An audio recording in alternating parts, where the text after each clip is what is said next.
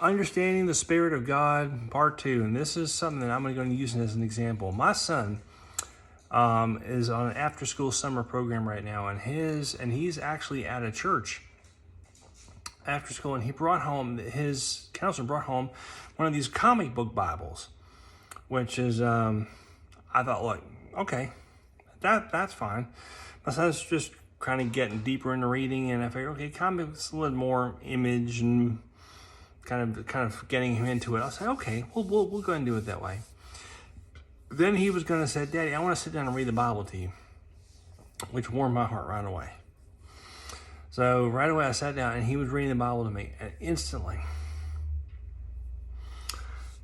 he was reading to me. He was reading the beginning of Genesis, and he was reading about Adam and Eve, and then here came the breakdown of the snake and sin and the expulsion from Eden, and here it came.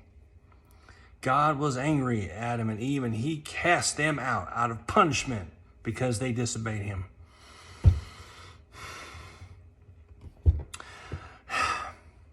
This is what we're teaching our kids, people. This is it.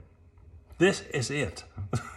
You know, I told my son, I said, son, that's not God's heart.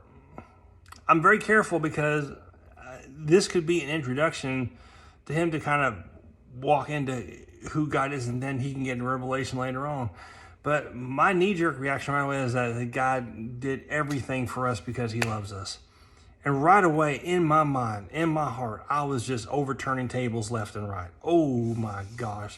I so very rarely get angry, spiritually angry, but this was one of the times that I was just getting angry. He was reading it in the spirit of anger when God just was punishing at me because they disobeyed him. I just wanted to God does everything for us because he loves us. When we did not do what he said, that created the chasm that separated us between us and the Father. His anger was the fact that he was separated from his kids. That was his anger. It wasn't anger to us. It was anger at the situation. He knew what was going to happen because he's living outside of time. But he was so angry at the fact that he was separated from his children that he loves so much. And he gave himself through the concept, through the aspect of time, through his son, through the incarnation of himself, to bring us back to him. Now my son is 8. I know. I'm hearing the vibes from all of you. I understand. You got to give your son to. I know. But I am.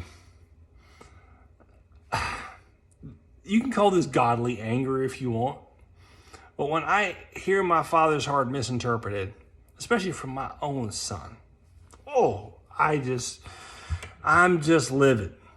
Now, I'm very careful what I say and how I present myself to him because it's very important at this stage of his life.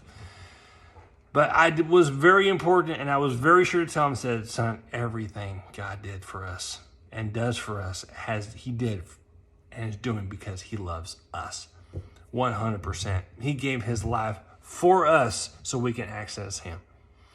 And he kind of looked at me like, really? He kind of gave me that look like, really? Like what I'm reading in front of me is wrong. Because he was reading this through an interpretation of life, of what this physical world has just kind of so far instilled in this life. We're doing our best to showing God's love of who he is, but yet he's still getting it thrown at him through there. There's the struggle. There's the struggle. But God's heart is just so prominent. It's so strong. It's so full of love. Again, like I say, in the Spirit, you can't fully describe it. You have to experience him. And there's no way you can fully describe it. And he makes it sure that you can't, because the only way, if you can experience God through anything other than your experience with him, it negates everything he's trying to do. He has set it up exactly so the only way you can know him is through him. And I love it like that because I don't want to know him any other way except through him and in him and with him in every way, as long as he is in it 100%. That's it. I got no more to say.